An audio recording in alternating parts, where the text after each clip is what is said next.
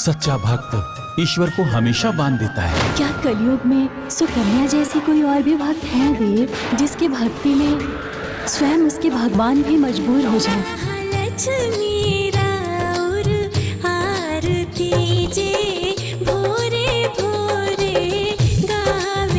अरे बबनी, इतना सुंदर मंदिर में इतना छोट मूर्ति काय रख ले वाली? अरे माफी मांगी जल्दी से मैया रानी से, न तो अनर्थ हो जाए।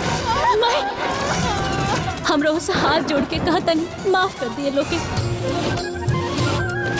ये हमने के पहली ग्राहक है और कहल जाला कि पहली ग्राहक भगवान के बराबर होला। अच्छा अच्छा, जौन हम सोच लेनी ना ओकरा के ब्रह्मा जी भी ना बदल सकेनी। जौन मन में आता वही कर दर तू। पाँच सुहागिन पाँच पनवा पतैया के, पाँच सुहागिन पाँच पनवा पतैया के, पाँचे अवध के कुदार जनक जी के। कि 6 महीना तक हम तोहरा के हड़िया छुए ना दे। कंपनी पर क्लेम आइल बा पूरा 70 लाख के। हम तरह से हाथ जोड़ता नहीं, अपना बाबूजी से पैसा मांगा था ना। अरे दुल्हन, बाबूजी से कुछ बातचीत भइल ह? एगो रिश्तेदार के दुख में देख के दूसरा रिश्तेदार सुखी कैसे रह सकता था? लिख दी सारा संपत्ति उनका के, और हम जन मेहनत के लिए बानी और कोनो वैल्यू नहीं। अबले ते हमार माई वाला रूप दिखले, अब देखबे ते सास के नफरत। हमरा माई बाबूजी के हमरा चाचा चाची पे एकदम अंधा विश्वास बा।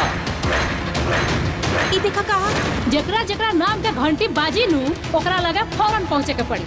हम तो सोच लेना नहीं कि नैहर जैसन प्यार ससुराल में भी मिले, लेकिन एजा था।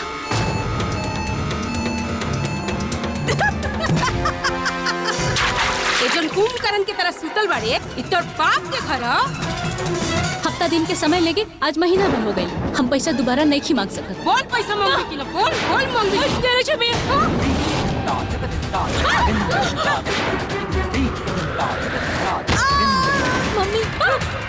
हमने सब मिल के ओकरा के निपटा देवे के चाहे। देवी विधि के विधान में हस्तक्षेप न करें।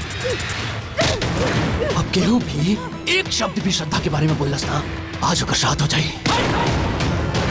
रूई पकड़ के पौआ तुहार, भूल कवन भइल करुणा। मैया, हमार लक्ष्मी कहाँ चल गई? चुप था मैया मैया।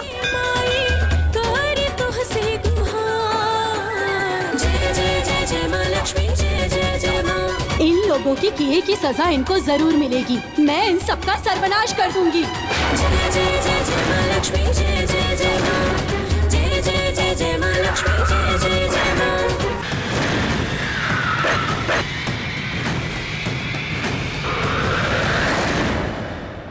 आज हमार मन बहुत घबराता मैया, हमारा दोनों परिवार के सुरक्षित रखो मैया।